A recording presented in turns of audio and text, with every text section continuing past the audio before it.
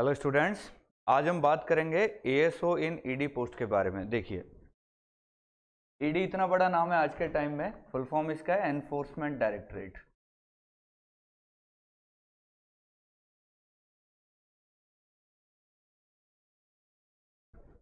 ASO हमारा हो गया असिस्टेंट सेक्शन ऑफिसर। ये जो पोस्ट है ये हम बात करें तो 4600 जीपी की पोस्ट है।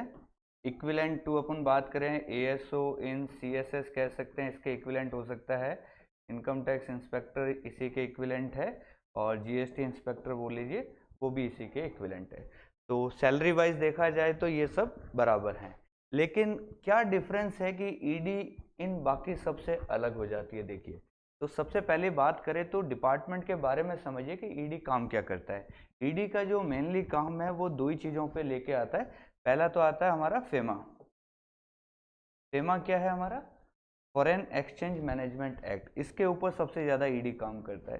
सेकंड हमारा आता है PMLA, prevention of money laundering act.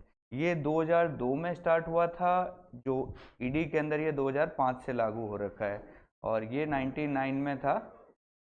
तो मेनली जो ईडी पूरा डिपार्टमेंट चलता है वो इन्हीं दो एक्ट के ऊपर चलता है। ठीक है, अब बात करते हैं, ये तो हो गया कि ये तो इसके एक्ट हो गए। जैसे इनकम टैक्स में हम जाएंगे तो इनकम टैक्स एक्ट है 1961 वाला। फिर जीएसटी में जाएंगे तो अभी जो 2017 में जीएसटी स्टार्ट हुआ था, जीएसटी एक्ट है। तो ऐसे ही इसके ये एक्ट है, इस बेसिस पे ये डिपार्टमेंट वर्क करता है। लेकिन अगर हम कंपैरिजन देखें, देखिए एएसओ एंड सीएसएस तो बिल्कुल डिफरेंट हो गया। ईडी और इनकम टैक्स या ईडी और जीएसटी में हम कंपैरिजन देखें तो क्या फ़र्क होता है। देखिए, पहला जो सबसे बड़ा फ़र्क है वो ये है कि जो ईडी डिपार्टमेंट है ये हालांकि इस्टेब्लिश तो बहुत पहले हो गया था, 1950s के अंदर इस्टेब्लिश हो गया था, लेकिन ये अपनी फुल पावर में कब से आया? ये फुल पावर में आया 2005 से। जब से ये पीएमएलए हमारे देश में लागू हुआ है 2005 से, तब से ये फुल फॉर्म में आ रखा है ईडी। तो वैसे देखा जाए तो ईडी के ऑफिसेस पहले तो बहुत लिमिटेड थे, सिर्फ 2-3 शहरों के अंदर ही थे। 2005 के बाद में ये लगभग ऐसे मान लीजिए हर एक स्टेट के अंदर, कैपिटल सिटी के अंदर एक ऑफिस है। तो मोटा मोटी ईडी जो डिपार्टमेंट है हमारे हिसाब से 2005 में ये अस्तित्व में ढंग से आया है। अब 2005 से अभी चल रहा है 2024, तो अभी भी आप देखोगे ना तो इसकी जो वर्किंग है वो वर्किंग इतनी सेट हो नहीं पाई है। अभी भी देखा जाए तो 18-19 साल पुराना डिपार्टमेंट है ये, अभी भी इसकी वर्किंग सेट हो रही है। इसकी इंफ्रा की अगर अपन बात करें तो अभी भी सही से इंफ्रा पूरा मिला नहीं है। इसके ऑफिसेज अभी तक प्रॉपर सेटअप नहीं हुए हैं, कहीं पे ऐसे मान लीजिए स्टाफ ज़्यादा है, कंप्यूटर कम है, टेबलें कम है, कमरे कम है, ऐसी दिक्कतें अभी झेलनी पड़ रही है ईडी के अंदर माना जाए तो। दूसरा क्या करता है ईडी, अभी वैकेंसीज लगातार आती जा रही हैं, एसएससी के थ्रू डायरेक्ट रिक्रूटमेंट है, लेकिन इस एजेंसी में ज़्यादातर लोग आ रहे हैं वो आ रहे हैं डेपुटेशन से। डेपुटेशन समझते हो आप, कि जैसे इनकम टैक्स इंस्पेक्टर डेपुटेशन पे ईडी में एएसओ चला गया या उससे हायर पोस्ट पे चला गया, जीएसटी से भी डेपुटेशन ले लिए, अलग अलग डिपार्टमेंट से ईडी में डेपुटेशन से भी बहुत लोग जाते हैं। जो डेपुटेशन से जाते हैं उनका मेनली 3 से लेके 5 साल का कार्यकाल होता है, देन वो वापस अपने पेरेंट डिपार्टमेंट में आ जाते हैं। जो डायरेक्ट ईडी में गए हैं उनको लाइफ टाइम फिर ईडी में काम करना है। अब प्रॉब्लम यहाँ आती है कि ईडी के अंदर एक्चुअल में प्रॉब्लम्स क्या? आप नाम सिर्फ सुनते हो, खबरें देखते हो या सोशल मीडिया पे देखते हो ईडी ये है वो है। तो देखिए, ईडी का थोड़ा सा आपको मैं एक रियल फैक्ट्स बता देता हूँ। रियल फैक्ट्स पे बात करेंगे अपन, ठीक है, जो वाकई में डिपार्टमेंट में है। पहली चीज मैंने आपको गिना दी कि इंफ्रा अभी तक इतना अच्छा नहीं है एज कंपैरिजन टू जीएसटी या इनकम टैक्स या सीएसएस की बात करें, इंफ्रास्ट्रक्चर में अभी ये डिपार्टमेंट काफ़ी नीचे है। सेकंड चीज बात करें तो सिर्फ कैपिटल सिटीज़ के अंदर ही, कैपिटल्स के अंदर ही इसके ऑफिसेस हैं। जैसे अपन बात करें राजस्थान में तो सिर्फ जयपुर में ही ऑफिस होगा, देन अपन बात करें गुजरात में तो अहमदाबाद में ही ऑफिस होगा, बात करें अपन मतलब उत्तराखंड की बात करें तो देहरादून में ऑफिस होगा। ऐसे लिमिटेड जगह पे इसके ऑफिस है, यानी सिर्फ कैपिटल्स के अंदर ही इसके ऑफिस है, बाकी सिटीज़ में इसके ऑफिस नहीं होते हैं। फिर तीसरी बात करें, बहुत ही छोटा है एज पर। अगर अपन एम्प्लॉयज़ की बात करें तो एम्प्लॉयज़ की बात करें तो अभी तक इसके पास बहुत ज़्यादा शॉर्टेज है काम के कंपैरिजन। वैसे तो हर डिपार्टमेंट में देखो एम्प्लॉयज़ की शॉर्टेज है, पर ईडी के अंदर अभी काफ़ी ज़्यादा शॉर्टेज है। अभी लगातार भर्तियां चल रही है। ये तो आगे मोटी मोटी बातें, इनसे आपको थोड़ा बहुत इफेक्ट पड़ता है, थोड़ा बहुत इफेक्ट किसी को नहीं पड़ता है। मेजर जो इफेक्ट पड़ता है ना वो है इसका वर्किंग स्टाइल। देखिए, इसका जो वर्किंग स्टाइल है ना वो बहुत ही ज़्यादा ऐसे मान लीजिए हेडेक वाला है। आप ऐसा नहीं समझते कि सुबह 9 बजे ऑफिस गए, शाम को 5 बजे आ गए, झोला उठा के गए, झोला उठा के आ गए, जितना काम था कर लिया, ऐसा नहीं। इसमें आपको काफ़ी हेडेक रहने वाली है, क्योंकि मैंने बता दिया एम्प्लॉयज़ की शॉर्टेज है, तो सब कुछ आपको ही करना है। दूसरी चीज़, आपको वहाँ पे सिखाने वाले ज़्यादा लोग हैं नहीं ऑलरेडी, क्योंकि डिपार्टमेंट नया है, लोग भी बार बार डेपुटेशन पे आते हैं चले जाते हैं, तो परमानेंट बंदे वैसे ही कम है, तो आपको कोई भी काम सिखाने वाला ज़्यादा नहीं मिलेगा। उस वजह से आपकी हेडेक थोड़ी सी बढ़ जाएगी। तो सब कुछ आपको वन मैन आर्मी की तरह ही करना पड़ेगा, मतलब ऐसे मान लीजिए जो हैं वो आप ही हैं, आपको एक वन मैन आर्मी की तरह काम करना पड़ेगा वहाँ पे, और कोई आपकी हेल्प के लिए ज़्यादा लोग होंगे नहीं। यहाँ तक भी चलो हम झेल लेंगे, कोई दिक्कत नहीं है, कोई बढ़िया है सब कुछ। लेकिन जो मेजर प्रॉब्लम आती है, मेजर प्रॉब्लम क्या है ईडी के अंदर, वो समझिए।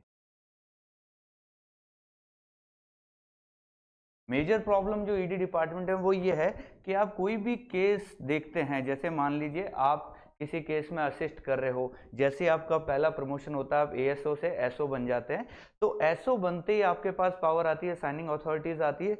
अब आप जैसे ही कोई केस डील करेंगे, चाहे आप एएसओ हैं चाहे आप एसओ हैं, हर केस के अंदर पहली बात तो आपको कोर्ट के चक्कर बहुत लगाने पड़ते हैं। इनके स्पेशल कोर्ट्स हैं, कोर्ट्स के बहुत चक्कर लगाने पड़ेंगे आपको, हर केस में 2 3 4 5 बार आपको कोर्ट के चक्कर लगाने पड़ेंगे, पहली चीज।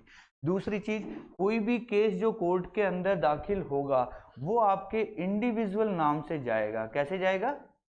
इंडिविजुअल नेम से फाइल होगा, ये ध्यान रखिए। जैसे इनकम टैक्स से कंपैरिजन करें या जीएसटी से कंपैरिजन करें, इनकम टैक्स डिपार्टमेंट या जीएसटी में कोई भी केस अगर कोर्ट में गया है तो वो पद के नाम से जाता है, पद बोले तो डेजिग्नेशन से जाता है, ठीक है। फॉर एग्जाम्पल, मान लीजिए कोई आईटीओ है, उसने कोर्ट में केस दाखिल किया है किसी पार्टी के खिलाफ, तो आईटीओ वर्सेस पार्टी बोला जाएगा इसको। तो अगर ये आईटीओ आज यहाँ है जिसने केस दायर किया है, तो इसकी जब सुनवाई होगी तो वो आईटीओ जाएगा सामने वाली पार्टी के सामने। लेकिन अगर इस आईटीओ का ट्रांसफर हो गया या रिटायरमेंट हो गया, तो जो भी उस सीट पे बैठा है, जो नया आईटीओ होगा, वो इस केस को डील करेगा। पार्टी तो सेम ही रहने वाली है जिस पार्टी के खिलाफ है। यहां जो भी उस पद पे बैठा होगा करंट में, जब ये केस डील हो रहा है, जो भी पद पे बैठा होगा, चाहे इसका ट्रांसफर आ गया, दूसरा हो गया तो दूसरा वाला डील करेगा, ये रिटायर हो गया, दूसरा आ गया तो दूसरा वाला डील करेगा। लेकिन यहाँ पे क्या खेला चल रहा है? यहाँ पे आपके इंडिविजुअल नाम से चल रहा है केस। अब मान लीजिए आप आज जयपुर में पोस्टेड हैं और कोई केस आपने फाइल किया, मान लीजिए मिस्टर XYZ वर्सेस कोई पार्टी 1 के केस है। अब आपका 3 साल बाद जयपुर से ट्रांसफर हो गया, मान लीजिए आप चले गए हैं कलकत्ता। अब इस केस की अगर आगे सुनवाई होगी तो आपको ही आना पड़ेगा जयपुर सुनवाई करवाने के लिए। जो नया बंदा यहाँ बैठा होगा वो डील नहीं करेगा, सुनवाई में आपको प्रेजेंट होना पड़ेगा। चाहे आप रिटायर हो गए हो, चाहे आप ट्रांसफर हो गए हो, चाहे आप डेपुटेशन खत्म करके चले गए हो, सुनवाई में आपको खुद को आना पड़ेगा। ये इस डिपार्टमेंट की एक सबसे बड़ी गड़बड़ झाला है। तो बहुत सारे मेरे फ्रेंड्स मान लीजिए, स्टूडेंट्स मान लीजिए, जिन्होंने जोश जोश में ईडी उस समय ज्वाइन तो कर लिया था, लेकिन 2 साल 3 साल बाद जब उनको ये समझ में आया कि ये जो मैटर है ये आगे की लाइफ के लिए बड़ा मुश्किल हो जाएगा। मान लीजिए आज आपने 10 केस फाइल कर रखे हैं, 5 जयपुर में, 3 दिल्ली में, 3 कलकत्ता में। देन आप रिटायरमेंट के बाद में जाके आप अपने बच्चों के साथ कहीं सेटल है, मान लीजिए केरला में सेटल हो आप, और फिर आपको हर केस के चक्कर में कभी दिल्ली जाना पड़ रहा है, कभी बॉम्बे जाना पड़ रहा है, कभी कहीं जाना पड़ रहा है। तो ये आपकी एक एक्स्ट्रा माथाफोड़ी हो जाएगी। भाई आप ट्रांसफर होने के बाद उस पर्टिकुलर सिटी में क्यों जाओगे बार बार, जब आपका ट्रांसफर ही हो गया, लेकिन आपके नाम से केस चल रहा है तो आपको जाना पड़ेगा। और यहाँ क्या होता है कि जो उस पोस्ट पर बैठा है वो डील करेगा, और यहाँ क्या है, जिसने केस किया था वही डील करेगा आके। तो ये एक इतना माथाफोड़ी, इस चक्कर में बहुत सारे लोगों ने पिछले अगर 5 साल का अगर आप डाटा देखोगे ना, तो काफी लोगों ने ईडी छोड़ के स्किप किया है, या तो इनकम टैक्स में आगे हैं, या जीएसटी में आगे हैं, या सीएसएस में चले गए हैं, या एमईए में चले गए। लेकिन ईडी से बहुत ज्यादा स्विचिंग हुई है। सिर्फ यही एक मेजर रीजन था स्विचिंग का, कि ये वाली चीज उनको सेट नहीं होती कि यार हमारे नाम से ही क्यों चलेगा आगे, हम ही बार बार कोर्ट बुलाएगा तो क्यों पेश होंगे। ये सबसे बड़ा एक रीजन है। तो जो भी भाई लोग ईडी को अपनी प्रायोरिटी में पहले नंबर पे डाल रहे हैं, ये जितनी भी मैंने बातें बताई है, मेजर बात ये है, इसको जरूर ध्यान में रखना। बाकी जो चीजें हैं वो तो चलो इतना नहीं है, हेडेक है तो वो आपको सहन करना पड़ेगा। आप वन मैन आर्मी की तरह भी काम कर लोगे, कोई दिक्कत नहीं है। एम्प्लॉयज की शॉर्टेज है, चलेगी। कैपिटल्स के अंदर ऑफिस हैं, चलेंगे, कोई दिक्कत नहीं है। इंफ्रा कम है, कोई बात नहीं, सेट हो जाएगा। लेकिन ये वाली जो चीज बताई मैंने, ये सेट नहीं होने वाली, इसका मैं पहले बता। जो भी ईडी डालें अपनी प्रायोरिटी पे, पहले इन सारी चीजों से गो थ्रू होने के बाद ही आपको कर